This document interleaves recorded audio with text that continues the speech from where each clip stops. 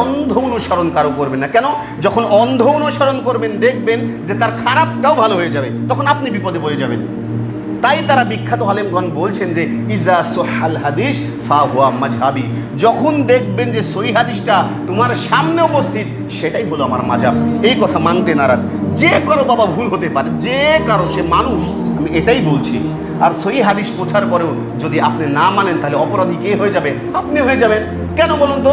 মনে করেন যে একটা খাবারে বিষ মিশানো আছে, এখন আপনি জানেন না যে খাবারে বিষ মিশানো আছে, আপনি যদি খান মৃত্যুবরণ করেন আল্লাহ আপনাকে ক্ষমা করে দেবেন। কিন্তু যখন আপনি জানলেন যে খাবারে বিষ মিশানো আছে, যখন ওই খাবারটা আপনি খাবেন তখন আল্লাহ আপনাকে ধরবে। কেন? ওই যে তুমি জেনেছো তার মধ্যে বিষ মিশানো ছিল, এর কারণে। তাই বলছি যে যে কোনো জিনিস যাচাই বাছাই করার চেষ্টা করবেন, তাছাড়া অবস্থা ভয়াবহ হয়ে যাবে। আর জানেন না, তাই ইসলামের মধ্যে বিদআহ এত যে একটা জঘন্যতম অপরাধ, কুল্লু বিদআতিন দালালা ওয়া কুল্লু দালালাতিন ফিন্নার, প্রত্যেকটা বিদআতই হচ্ছে পথভ্রষ্টতা, আর পথভ্রষ্টতার পরিণাম হচ্ছে জাহান্নাম। কেন? আপনি জেনেছেন তাই, আপনার বুদ্ধি আছে, এই জন্য আপনাকে মানতে হবে। যাই হোক, আলোচনা করছিলাম আমি, সেটা হচ্ছে তওবা সম্পর্কে। দেখুন যে তওবা সম্পর্কে আরও যে হাদিস করা আছে যে যে তওবা যেটা করবেন সেটা হচ্ছে উত্তম একটা তওবা আছে, সেটা সাইদুল ইস্তিগফার। আল্লাহুম্মা আনতা রাব্বি লা ইলাহা ইল্লা আনতা খলাকতানি, এটা আছে পড়ার চেষ্টা করবেন। নাহলে পড়বেন, দেখবেন ওখানে সাদ্দা আছে আস্তাগফিরুল্লাহাল্লাযী লা ইলাহা ইল্লা হুয়াল হাইয়ুল কাইয়ুম ওয়া আতুব ইলাই। এত গুরুত্বপূর্ণ। রাসূল সাল্লাল্লাহু আলাইহি সাল্লাম বলছেন, কোনো ব্যক্তি যদি যুদ্ধের ময়দান থেকে পালিয়ে আসে, যুদ্ধের ময়দান থেকে পালানো মানে বুঝেন? মানে মনে করেন আপনি আল্লাহর রাস্তায় জিহাদে গেছেন, জিহাদে, সেখান থেকে পালানো একটা কাবিরা গুনাহ, এত বড় গুনাহ ভাবতে পারবেন না। তাই বলছে যদি কোনো ব্যক্তি যুদ্ধের ময়দান থেকেও পালিয়ে আসে, যদি এই তওবাটা করে আস্তাগফিরুল্লাহাল্লাযী লা ইলাহা ইল্লা হুয়াল হাইয়ুল কাইয়ুম ওয়া আতুবু ইলাইহি, তবুও তাকে ক্ষমা করে দেওয়া হয়। সুবহানাল্লাহ। নাহলে ছোট ইস্তেগফার বলুন আস্তাগফিরুল্লাহ আস্তাগফিরুল্লাহ আস্তাগফিরুল্লাহ, যদি তাও না পারেন বাংলাতে পড়ুন আল্লাহ রাব্বুল আলামিন আমাকে ক্ষমা করুন, তাও তওবাটা করুন। আমার কথা হচ্ছে এইটাই। দেখুন, এর পরবর্তীতে আসেন যে এই সম্পর্কে সহিহ মুসলিমের 2702 নম্বর, সুনানে আবু দাউদের 1515 নম্বর, মুসনাদে আহমদের 17391 নম্বর, 17827 নম্বর হাদিসের মধ্যে দেওয়া আছে যে আরগার ইবনে ইয়াসার মুজানি রাদিয়াল্লাহু তাআলা আনহু হতে বর্ণিত, রাসূল সাল্লাল্লাহু আলাইহি সাল্লাম বলছেন, হে লোক সকল, মহান আল্লাহর সমীপে তোমরা তওবা করো, ক্ষমা চাও, কেননা আমি প্রতিদিন 100 বারের বেশি তওবা চাই। দেখুন, এক জায়গাতে আছে 70-এর অধিক বার, এক জায়গায় আছে 100 বারেরও ঊর্ধ্বে আমি আল্লাহর কাছে ক্ষমা চাই। তাই আমার উদ্দেশ্য একটাই, সেটা হচ্ছে আল্লাহর কাছে ক্ষমা চাইবেন। কখন পাপ হয়ে যাবে, কখন কি কথা বেরিয়ে যাবে ভাবতে পারবেন না। দেখুন, এর পরবর্তীতে আসেন তওবা করে আল্লাহ কতটা খুশি হয় জানেন? এই সম্পর্কে রাসূল সাল্লাল্লাহু আলাইহি সাল্লামের খাদিম আবু হামজা আনাস ইবনে মালিক রাদিয়াল্লাহু তাআলা আনহু হতে বর্ণিত, হাদিসটা আছে সহিহ বুখারীর 6309, 6308, সহিহ মুসলিমের 2747, মুসনাদে আহমদের 12815 নম্বর হাদিসের মধ্যে দেওয়া আছে যে কোনো ব্যক্তি তওবা করলে কতটা খুশি হয় আল্লাহ রাব্বুল আলামিন উদাহরণটা দেওয়া আছে যে একটা লোক মরুভূমির মধ্যে উট নিয়ে চলে গেছে। তো এই উটের উপরে তার খাবার আছে, পানিও আছে, সব আছে। তো হঠাৎ করে উটটা তার কাছ থেকে পালিয়ে গেছে। তখন এই বেচারা উটকে খুঁজতে খুঁজতে খুঁজতে খুঁজতে ক্লান্ত হয়ে পড়েছে। পড়ার পরে একটা গাছের কাছে এসে বিশ্রাম করছে, আশা ছেড়ে দিয়েছে। মরুভূমি মানে জানেন বিশাল জায়গা, যেখানে যদি মরুভূমির মধ্যে কোনো ভয়াবহ অবস্থায় পড়ে আল্লাহ ছাড়া কারো ক্ষমতা নেই যে আপনাকে বাঁচাবে, মৃত্যু অনিবার্য। তখন ওই বেচারি আশা ছেড়ে দিয়েছে, তার মৃত্যুবরণ হয়তো বা হয়ে যাবে। তখন তিনি ঘুম থেকে উঠে দেখছেন যে তার উটটা ফিরে এসেছে। কারণ কি? উটের মধ্যে তার খাবার ছিল, পানীয় ছিল, সব। তখন তিনি ভুলে বলছেন যে আমি আল্লাহ, আল্লাহই আমার বান্দা। কথাটা কিন্তু শিরকি নয়।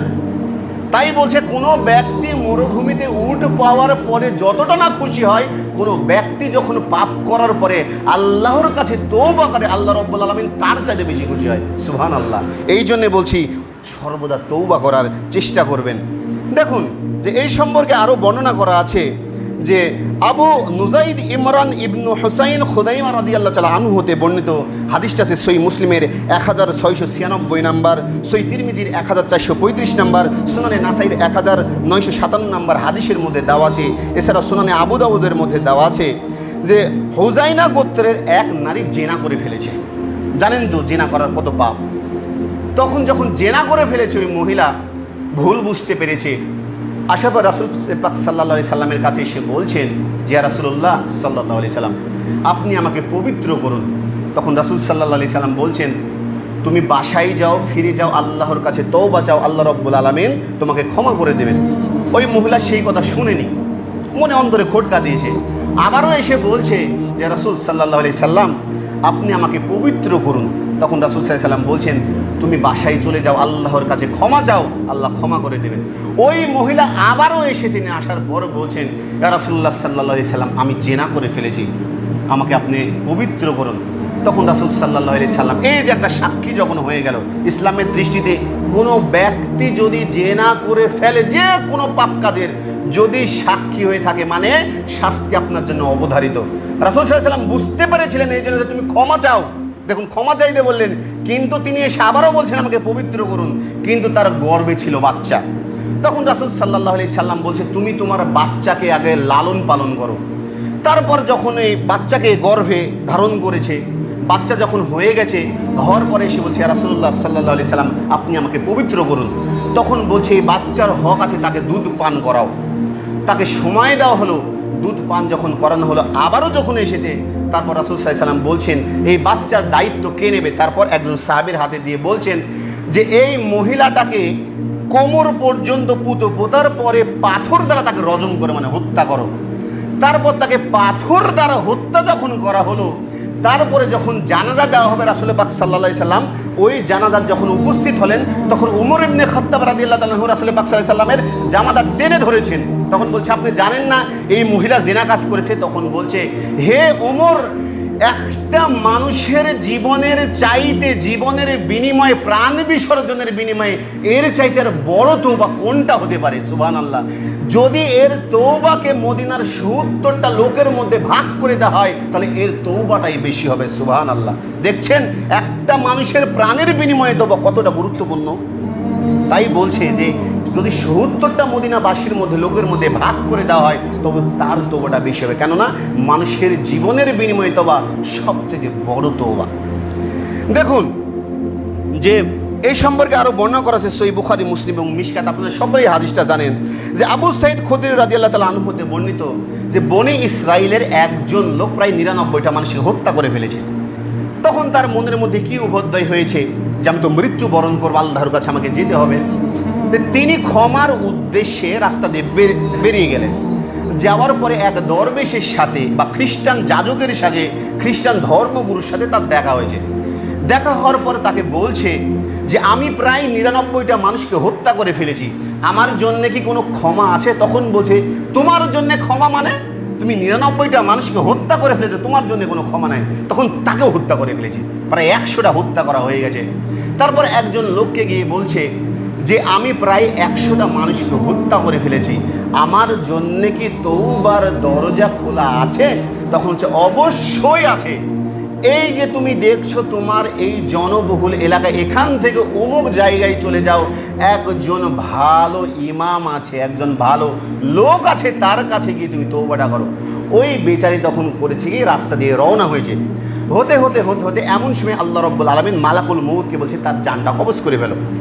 ওই জানটা তার কবজ করা হয়ে গেছে।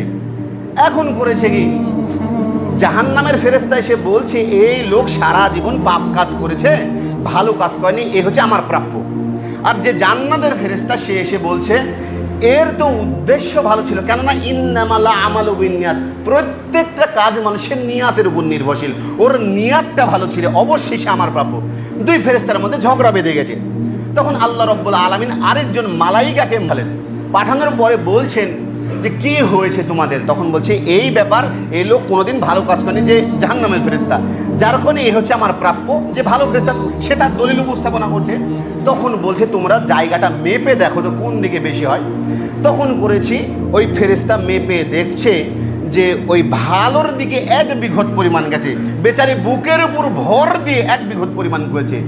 আল্লাহ রাব্বুল আলামিন ভালোর দিকে জমিনটা টেনে দিয়েছেন যাতে ভালোর দিকে যায়। তখন করেছে কি মেপে দেখছে ভালোর দিকে, তখন ফেরেশতা বলছে এ জান্নাতের প্রাপ্য, আল্লাহ রাব্বুল আলামিন বলছে তাকে সমস্ত গুনাহগাতা মাফ করে দেওয়া হলো। সুবহানাল্লাহ। তাই বলছে উদ্দেশ্য আপনার ভালো থাকা লাগবে, যে কোনো কাজের উদ্দেশ্য ভালো থাকা লাগবে, আর আল্লাহর কাছে তওবা করতে হবে, তওবা ছাড়া কোনো উপায় নাই। এর